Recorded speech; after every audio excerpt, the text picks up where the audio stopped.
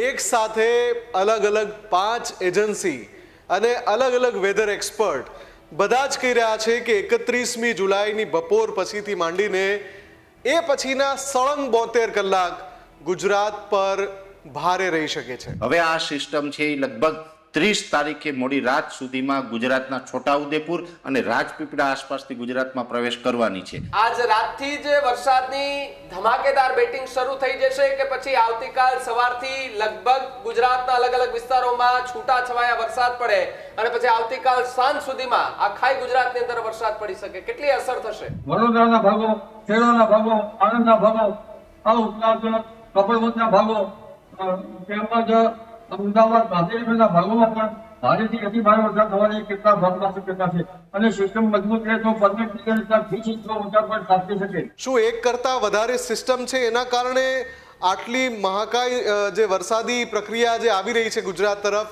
એની પાછળ કારણ શું જોઈ રહ્યા છો આપ? અપરિયાર સાયક્લોનિક સર્ક્યુલેશન ઘણી વખત વેસ્ટર્ન ડિસ્ટર્બન્સ આવવાના કારણે યાત્રા વધે આ વખતે અને ભિન્ન ભાગોમાં લો પ્રેશર બનતા લગાતાર 7 દિવસ સુધી વરસાદની આપણે જેને હેલી કહીએ છીએ એ રીતે લાગલગાટ 7 દિવસ વરસાદ પડવાનો છે કાલથી। હેલીનો વરસાદ થવાની શક્યતા ઓછી છે પરંતુ 7 દિવસ વરસાદ આવી શકે તો આગામી સમયમાં કોઈ સાયક્લોનિક સર્ક્યુલેશન બનવાની સંભાવના ખરી? વાવાઝોડું ન બને પણ તોફાની વરસાદ આવવાની શક્યતા રહી શકે। આમ તો મોટા ભાગના વિસ્તારોમાં વરસાદ પડ્યો પણ હજુ પણ કેટલાક વિસ્તાર એવા છે કે જ્યાં વરસાદની માત્રા સામાન્ય રહી છે। લગભગ 4 ઇંચ કે તેથી વધુ પ્રમાણમાં ઉત્તર ગુજરાતના ભાગમાં વરસાદ થવાની શક્યતા રહી છે। આ પહેલા આપણે જે વરસાદ હમણાં જોયો છે કે અમદાવાદને પાણી કરી નાખ્યું હતું, હજુ પણ કેટલીક જગ્યા આવી છે કે જ્યાં નુકસાનીનો કોઈ આંકડો જ નથી આવ્યો સામે।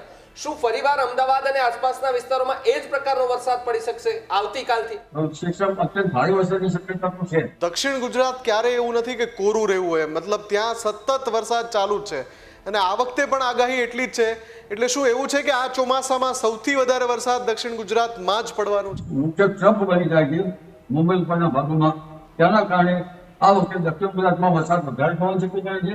વરસાદની ટકાવારી હવે આપ ક્યાં જોઈ રહ્યા છો? 90% વધારે કે 95% વધારે? સામાન્ય રીતે 80% કે તેનાથી ઉપર વરસાદ થવાની શક્યતા રહે, કારણ કે હજુ 10 ભાગમાં 50%થી વધારે વરસાદ થયો એવું મારું માનવું છે।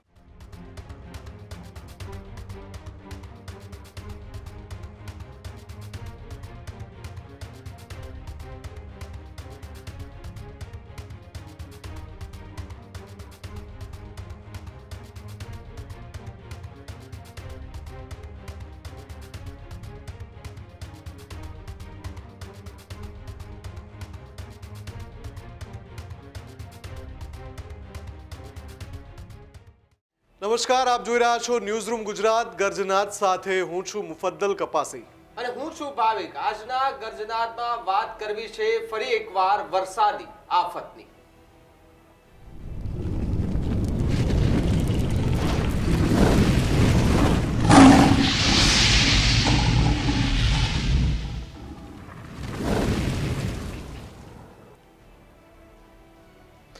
જુલાઈ મહિનો પૂરો થવાનો છે, ઓગસ્ટ મહિનો દસ્તક દઈ રહ્યો છે, એવા સમયે એક સાથે અલગ અલગ 5 એજન્સી અને અલગ અલગ વેધર એક્સપર્ટ બધા જ કહી રહ્યા છે કે 31મી જુલાઈની બપોર પછીથી માંડીને એ પછીના સળંગ 72 કલાક ગુજરાત પર ભારે રહી શકે છે।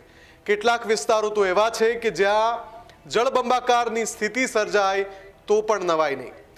કેન્દ્રીય હવામાન વિભાગ, windy.com, Skymet weather, weather and રાડાર.com અને European centre for medium range weather forecast, આ જેટલી એજન્સીના હું નામ બોલી રહ્યો છું એ તમામનું કહેવું છે કે 31મી મધ્યાહન પછીથી લઈને 1લી, 2જી, 3જી ઓગસ્ટ 72થી 96 કલાકનો આ ગાળો દક્ષિણ ગુજરાત, મધ્ય ગુજરાત, ઉત્તર ગુજરાત, સૌરાષ્ટ્રનો મોટા ભાગનો વિસ્તાર અને કચ્છ આખું, આ તમામ વિસ્તારોમાં મેઘ તાંડવ સર્જે તો નવાય નહીં।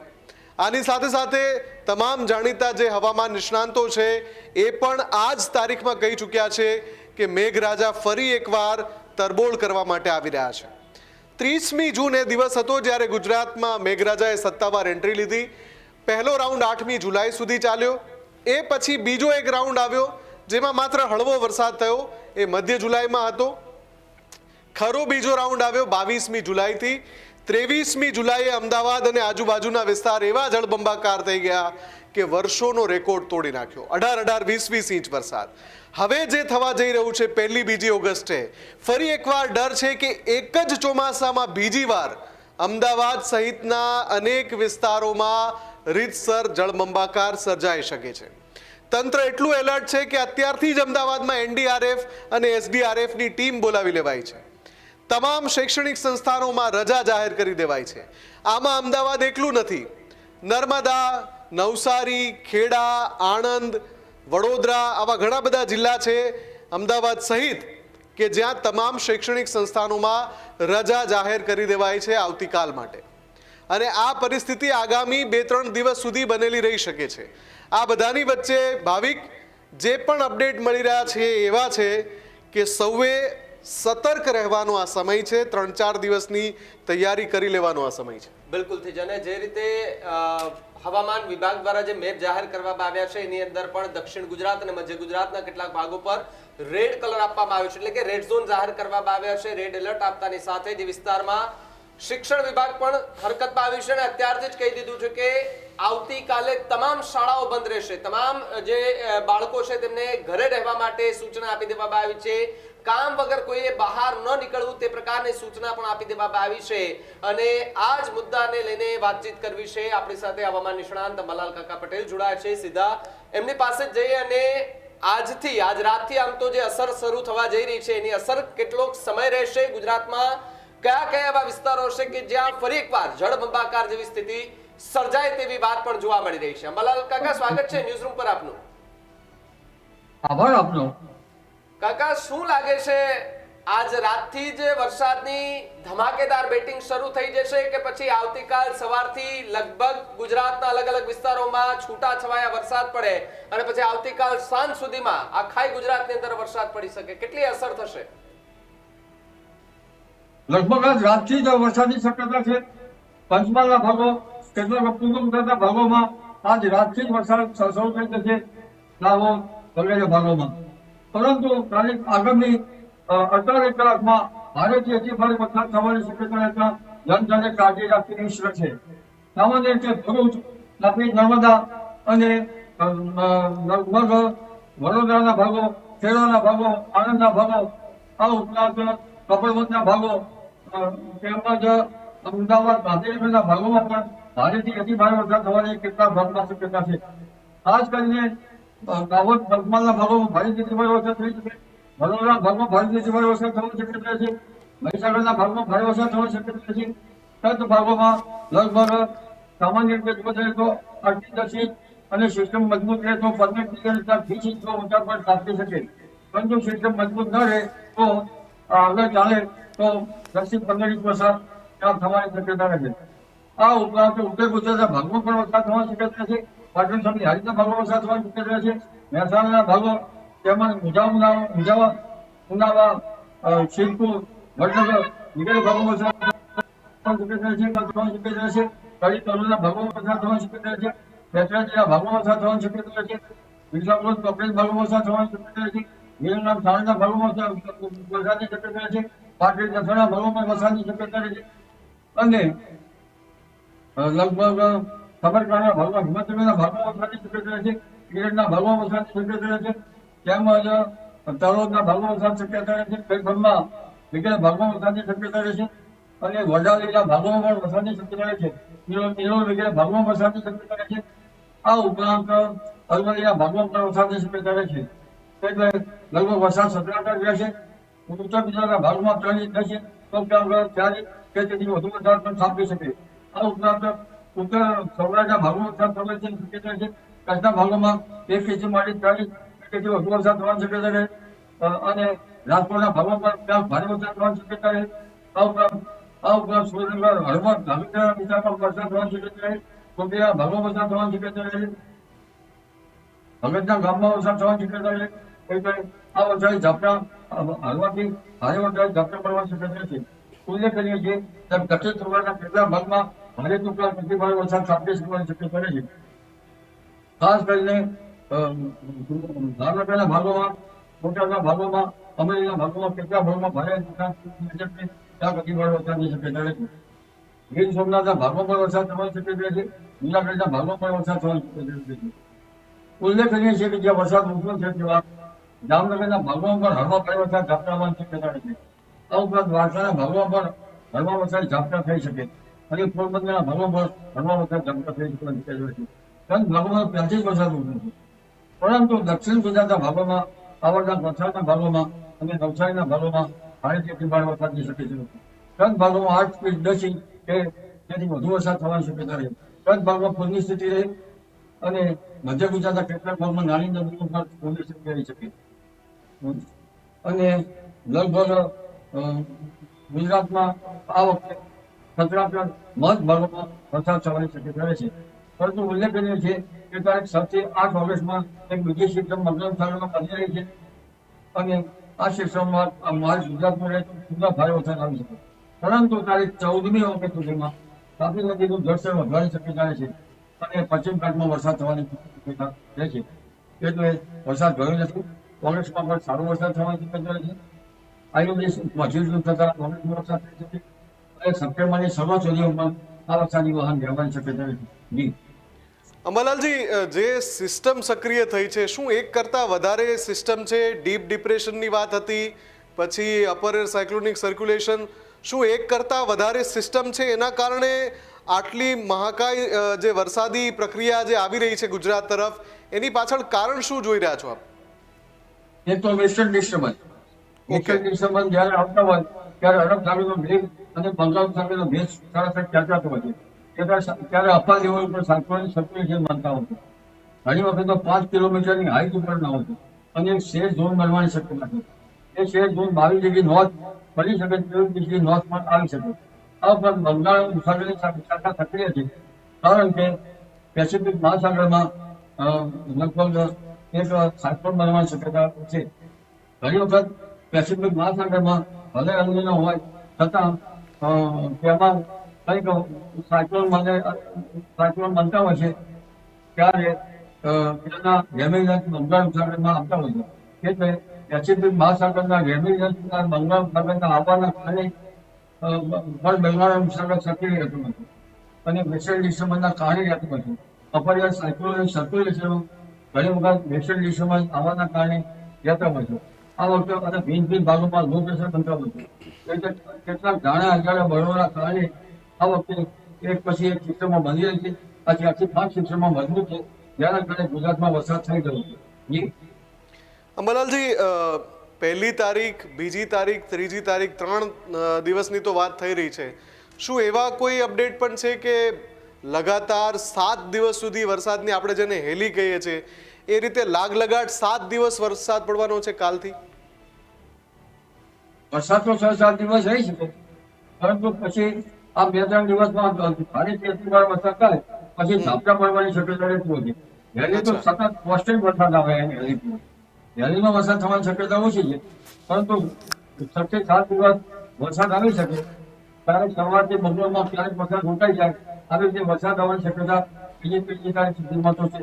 પરંતુ જે 7મી 8મી જે સિસ્ટમ સક્રિય થાય અને ત્યારે ગુજરાત તરફ માર્ગ આવે અને આ પહેલી સિસ્ટમ અને બીજી સિસ્ટમ બંને સાથે જ આવે તો પુનઃ પાછો વરસાદ લંબાઈ શકે. જી કાકા, એક વાત એ પણ સમજ્યું છે કે દક્ષિણ ગુજરાત અને મધ્ય ગુજરાતના જે ભાગોની અંદર રેડ એલર્ટ આપવામાં આવ્યું છે અને સાથે જ અમદાવાદ, ગાંધીનગર સહિતના વિસ્તારોમાં પણ રેડ એલર્ટ જે છે તે આપવામાં આવ્યું છે. તો આ પહેલા આપણે જે વરસાદ હમણાં જોયો છે કે અમદાવાદને પાણી કરી નાખ્યું હતું, હજુ પણ કેટલીક જગ્યા આવી છે કે જ્યાં નુકસાનીનો કોઈ આંકડો જ નથી આવ્યો સામે. શું ફરીવાર અમદાવાદ અને આસપાસના વિસ્તારોમાં એ જ પ્રકારનો વરસાદ પડી શકશે આવતીકાલથી? શક્યતા તો ભારે વરસાદની છે. 8 થી 10 ઇંચ વરસાદ કાપી શકે અને શાંતિ સ્થિતિમાં તો તેનાથી ભારે વરસાદ પણ કાપી શકે. એટલે સિસ્ટમ અત્યંત ભારે વરસાદની શક્યતા તો છે. અંબાલાલજી, ઉત્તર ગુજરાતમાં જે હમણાં 22, 23, 24 જુલાઈએ જે વરસાદ પડ્યો એમાં આમ તો મોટાભાગના વિસ્તારોમાં વરસાદ પડ્યો, પણ હજુ પણ કેટલાક વિસ્તાર એવા છે કે જ્યાં વરસાદની માત્રા સામાન્ય રહી છે. આ વખતે જે સિસ્ટમ આવી રહી છે, અમે 2-3 વેધર એજન્સીને જોઈ તો એમાં પણ એવું પ્રેડિક્શન છે કે ભાઈ ઉત્તર ગુજરાતમાં અતિ ભારે વરસાદ પડી શકે છે. આપના મતે કયા કયા જિલ્લામાં અને શું આ વખતે તરબોળ કરી દેશે ઉત્તર ગુજરાતને? સાબરકાંઠાના ભાગો, હિંમતનગરના ભાગોમાં ભારે વરસાદની શક્યતા છે. ત્યાં અતિ ભારે વરસાદ થઈ શકે. આ ઉપરાંત બનાસકાંઠાના ભાગોમાં ભારેથી ભારે વરસાદની શક્યતા છે. અને મહેસાણાના કેટલાક ભાગોમાં ભારે વરસાદની શક્યતા છે. પાટણના કેટલાક ભાગોમાં પણ ભારે વરસાદ થઈ શકે છે. એટલે કેટલાક ભાગમાં ભારે વરસાદ તો કેટલાક ભાગમાંથી અત્યંત ભારે વરસાદની શક્યતા છે. લગભગ 4 ઇંચ કે તેથી વધુ પ્રમાણમાં ઉત્તર ગુજરાતના ભાગોમાં વરસાદ થવાની શક્યતા રહે છે. જેના કારણે ઉત્તર ગુજરાતના ભાગોમાં જ્યાં વરસાદ ઓછો છે ત્યાં આ વરસાદ થઈ શકે. પણ ઉલ્લેખનીય છે કે આપણે ઉત્તર ગુજરાત એટલો નહીં. આ વરસાદની લગભગ જે પશ્ચિમ ભાગોમાં વરસાદ ત્યાં થવાની શક્યતા છે અને પશ્ચિમ સૌરાષ્ટ્રના ભાગોમાં જ્યાં વરસાદ ઓછો છે ત્યાં પણ આ વરસાદની શક્યતા છે. અંબાલાલજી, દક્ષિણ ગુજરાત લગાતાર એવું રહ્યું છે, આપણે જોયું છે કે પહેલો રાઉન્ડ હોય, બીજો રાઉન્ડ હોય, વચ્ચે પણ એક 4-5 દિવસનો ગાળો આવ્યો હતો. દક્ષિણ ગુજરાત ક્યારેય એવું નથી કે કોરું રહેવું હોય, મતલબ ત્યાં સતત વરસાદ ચાલુ જ છે અને આ વખતે પણ આગાહી એટલી જ છે. એટલે શું એવું છે કે આ ચોમાસામાં સૌથી વધારે વરસાદ દક્ષિણ ગુજરાતમાં જ પડવાનો છે? દક્ષિણ ગુજરાતમાં પડવાનું મુખ્ય કારણ એ છે કે ત્યાં એક ટ્રફ બને છે. વેસ્ટર્ન ઘાટમાં અમે વરસાદ વધુ તો જ્યાં સિસ્ટમ હોય ત્યારે વરસાદ વધુ તો થતું હોય છે અને ત્યાંના રિવર સાઈડમાં વરસાદ ઓછો થતું હોય છે. એટલે મુખ્ય ટ્રફ બની જાય છે મુંબઈ ઉપરના ભાગોમાં. તેના કારણે આ વખતે દક્ષિણ ગુજરાતમાં વરસાદ વધારે થવાની શક્યતા છે. અને બીજો જે સ્પેલ આપશે તારીખ 14 તારીખ સુધીમાં ઘણા ભારે વરસાદની શક્યતા છે. એ વખતે પણ દક્ષિણ ગુજરાતમાં ભારે વરસાદ થતા તાપી નદીના જળસ્તરમાં તારીખ 14 સુધીમાં વધારો થવાની શક્યતા છે. ઓકે, આપને શું લાગી રહ્યું છે કે ઓવરઓલ જો વરસાદ આપણે ઓગસ્ટનો રાઉન્ડ જોવા જઈએ, આજે જ અમે એક અહેવાલ દર્શાવ્યો કે યુરોપિયન વેધર એજન્સી છે, એણે કહ્યું કે પહેલા 15 દિવસમાં, ઓગસ્ટના પહેલા 15 દિવસમાં લગભગ તમામ દિવસે વરસાદ પડશે, એટલું મજબૂત એક સિસ્ટમ દેખાઈ રહી છે ગુજરાત પર. તો આપને શું લાગી રહ્યું છે જ્યારે ઓગસ્ટનો આ વરસાદ પડી જાય, શું જે ઘટ રહી ગઈ છે જૂન ને જુલાઈમાં એ ઓગસ્ટની આપૂર્તિ કરશે એવું લાગે છે? જે ઘટ રહી ગઈ છે અગાઉની એમાં આ સ્પેલ જબરો છે. એટલે આ સ્પેલથી અને આ ઉપરાંત ઓગસ્ટમાં આઈઓટી પણ પોઝિટિવ થાય. એટલે આ ઘટ લગભગ ઘણી ઘટી જવાની શક્યતા રહે છે. પરંતુ ઓગસ્ટના બીજા અને ત્રીજા સપ્તાહમાં પણ વરસાદ થવાની શક્યતા છે. એટલે એક પછી એક સ્થિતિમાં ઘટ ઘણી ઘટી જવાની શક્યતા રહે છે. અંબાલાલજી, આપ શું માનો છો હવે જે વરસાદની ટકાવારી અત્યારે આપણે ઓગસ્ટના શરૂઆત સુધી પહોંચી ગયા છે, જુલાઈ પૂરો થવા પર છે, વરસાદની ટકાવારી હવે આપ ક્યાં જોઈ રહ્યા છો? 90% વધારે કે 95% વધારે? લગભગ સૌરાષ્ટ્રના ભાગોમાં 90-94% વરસાદ થવાની શક્યતા રહે છે. દક્ષિણ ગુજરાતના ભાગોમાં 100% જેવો વરસાદ થવાની શક્યતા થઈ શકે. અને મધ્ય ગુજરાતના ભાગોમાં અને ઉત્તર ગુજરાતના ભાગોમાં ટકાવારી ઘટી શકવાની શક્યતા નથી. કંદ ભાગોમાં સામાન્ય રીતે 80% કે તેનાથી ઉપર વરસાદ થવાની શક્યતા રહે. કારણ કે હજુ કંદ ભાગમાં 50%થી વધારે વરસાદ થવો એવું મારું માનવું છે. તો સમગ્ર ગુજરાતમાં અંબાલાલ કાકા આપણે જોવા જઈએ તો 90%થી વધારે સરેરાશ થઈ શકે સમગ્ર ગુજરાતની વાત કરીએ તો? આ સમગ્ર ગુજરાતમાં 90% અને દક્ષિણ ગુજરાતના સૌરાષ્ટ્રના દરિયાકિનારા ભાગોમાં 90% ઉપરાંત થઈ શકે. ઓકે કાકા, એક છેલ્લો સવાલ આપને એ પણ છે કે જો બંગાળની ખાડી અથવા તો અરબ સાગર છે એની અંદર જો કોઈ એવી સિસ્ટમ સક્રિય થાય છે આગામી સમયમાં, મજબૂત ટ્રફ બને છે, તો આગામી સમયમાં કોઈ સાયક્લોનિક સર્ક્યુલેશન બનવાની સંભાવના ખરી કે જેથી અરબ સાગરનો વિસ્તાર હોય અથવા તો બંગાળની ખાડી હોય એના તરફથી કોઈ એવી સિસ્ટમ બને કે જે વાવાઝોડાની દસ્તક પણ દઈ શકે આ ચોમાસાની અંદર? ચોમાસામાં વાવાઝોડા ના બને. વાવાઝોડા બનવાની શક્યતા લગભગ ઓક્ટોબર થી નવેમ્બર સુધીમાં કહી શકાય. પરંતુ આમાં ડિપ્રેશન બનવાથી પવનની ગતિ વધારી શકે. સમુદ્રમાં ઊંચામાં ઊંચા છે તેના માછીમારોને સમુદ્ર ન ખેડાઈ શકે. એટલે વાવાઝોડા તો ન બને પણ તોફાની વરસાદ આવવાની શક્યતા રહી શકે. અને અમે દક્ષિણ ગુજરાતમાં વેસ્ટર્ન ઘાટ પણ મજબૂત છે અને ટ્રફ પણ મજબૂત છે. અને જે અરબ સાગર છે એટલું બધું સક્રિય નથી. જો ઉત્તર અરબ સાગર સક્રિય રહ્યો હોત તો નિરાળના સૂકા પવનના કારણે જે પોરબંદર તેમજ જામનગર અને દ્વારકામાં વરસાદ ઓછો પડ્યો છે. એ વરસાદમાં ભારે વરસાદ થયો હોત અને ઉત્તર ભાગો પર કર્મો થયા હોત. એટલે ઉત્તર અરબ સાગર સક્રિય નથી, અરબ સાગરની સક્રિયતા પણ ઓછી છે. પણ કેટલાક પેસિફિક મહાસાગરના સાયક્લોનના લીધે કેટલાક ડેમેજ અને સાવવાના કારણે ઘણી વખત દક્ષિણ પૂર્વ સાયક્લોન બને તો ત્યારે પણ ડેમેજ હતા. જેના કારણે બંગાળનો ઉપસાગર આ વખતે સક્રિય છે અને જેના લીધે વરસાદ વધારે આવ્યો.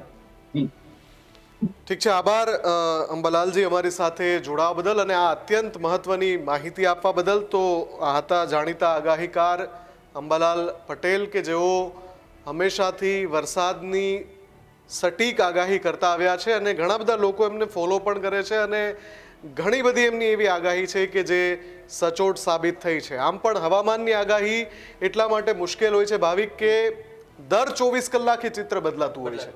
જ્યારે આપણે 30મી જુલાઈએ ઊભા છીએ અને 1 ઓગસ્ટનું આપણે ચિત્ર જોઈ રહ્યા છીએ કે મેઘ તાંડવ થવાનું છે મધ્ય ગુજરાતમાં અને દક્ષિણ ગુજરાતમાં અને ઉત્તર ગુજરાતમાં. એવું લાગે છે કે પૂર આવશે કેટલાક વિસ્તારોમાં. એ પ્રકારનું અત્યારે જેટલા પણ સેટેલાઇટ ઇમેજીસ જોઈએ, મેપ જોઈએ, એમાં એવું અનુમાન લગાવી શકાય છે. પણ 24 કલાક પછી જ્યારે 31મી જુલાઈની સાંજે જ્યારે આપણે જોઈશું તો એ ચિત્ર બદલાયેલું હશે. કેમ કે ક્યારે કોઈ વરસાદી સિસ્ટમ ફંટાઈ જાય, ક્યારે કોઈ વરસાદી સિસ્ટમ વિખેરાઈ જાય અથવા વધારે ઘેરી બની જાય એ બિલકુલ નક્કી નથી હોતું. એ નક્કી કરે છે હવાની દિશા અને દશા. અને એટલા માટે જ સચોટ આગાહી 100% નથી થઈ શકતી, પણ એની નજીક હોય છે. એમાંથી જ એક અંબાલાલ ભાઈ છે અને આપણે પણ ઘણા બધા વેધર એક્સપર્ટ જે ન્યૂઝરૂમ પર સતત આવતા રહે છે અને આગાહી કરતા રહે છે, લગભગ સટીક આગાહી કરે છે. પણ પરેશ ગોસ્વામીની વાત પણ આપણે સાંભળવી છે. મહાદેવ, જો તમે તૈયાર હો તો પરેશ ગોસ્વામીની જે આગાહી છે એને પણ આપણે સાંભળીએ કે 48 કલાક ગુજરાતમાં શું થવાનું છે, કઈ રીતે 48 કલાક સુધી ગુજરાતના મોટા ભાગના વિસ્તારના નાગરિકોએ સાવચેત રહેવું એ જ સલામતીનો પહેલો રસ્તો છે. સાંભળીએ.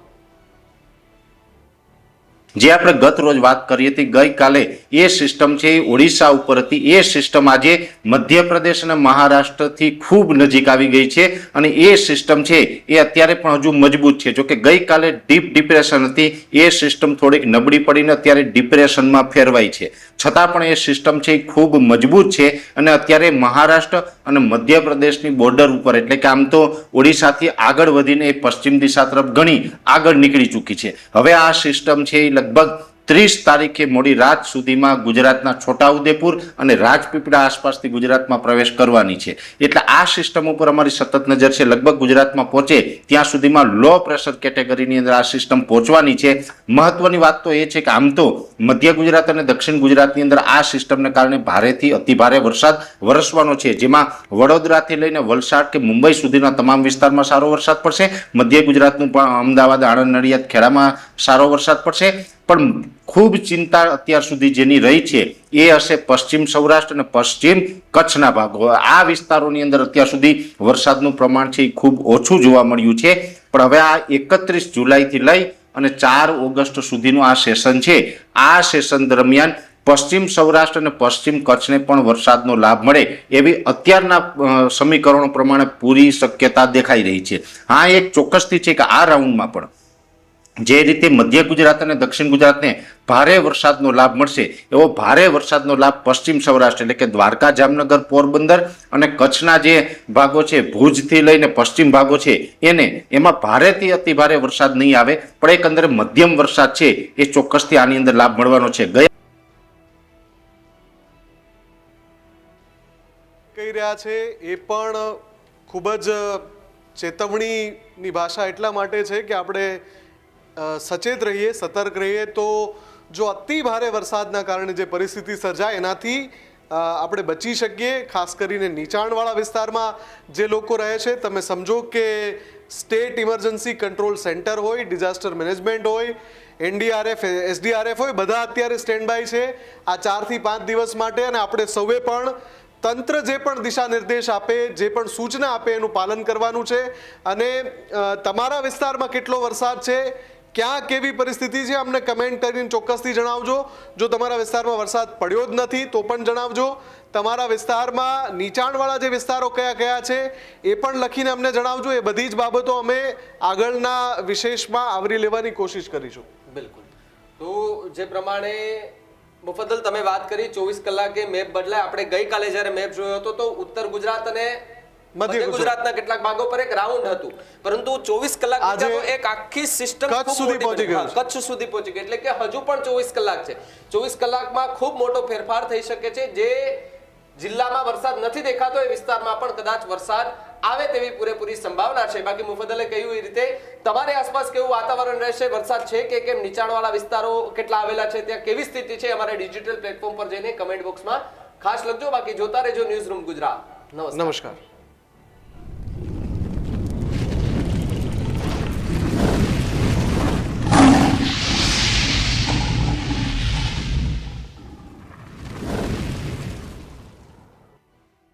ખેડૂત ભાઈઓ છે ખેતરમાં ડ્રોન ઉડાવતા હોય છે ત્યારે આપણે એક પ્રશ્ન સતાવતો હોય છે કે જે આપણે અત્યાર સુધી જીપીએસ ટેકનોલોજીવાળા ડ્રોન વાપર્યા છે, જેથી કરીને મોબાઈલ ટાવર છે અથવા તો હાઈ ટેન્શન લાઇન પસાર થતી હોય, કોઈ વૃક્ષો હોય, ત્યારે જે જીપીએસ ટેકનોલોજીવાળા ડ્રોન છે એમાં ટકરાય અને ટ્રેસ થાય છે. પણ એગ્રીઓન લાવ્યું છે GNSS ટેકનોલોજી ડ્રોન, જેથી કરીને એ ડ્રોન છે એ કોઈ જગ્યાએ ટકરાય નહીં, પોતાની રીતે જ ડિસિઝન લે છે અને મૂવ થઈ જાય છે, જેથી કરીને GNSS ટેકનોલોજી ડ્રોન છે એ વાપરવાનો આગ્રહ રાખો.